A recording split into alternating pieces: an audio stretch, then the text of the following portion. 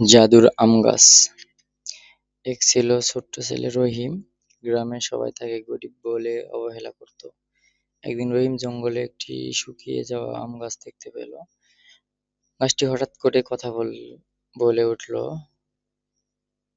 আমাকে প্রতিদিন একটু করে পানি দাও, আমি তোমার উপকার করব। রহিম অবাক হলেও প্রতিদিন গাছটিকে তিনি পানি দিতে লাগলো। কয়েকদিন পর গাছে সোনালী রঙের একটি আম ধরল। রহিম আমটি পেড়ে বাজারে বিক্রি করে সবাই সেই আমের দাম ছিল অনেক টাকা।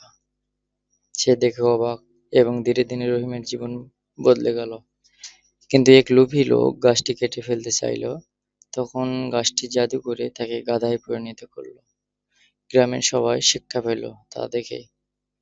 লোভ মানুষকে ছোট করে আর দয়া মানুষকে বড় করে।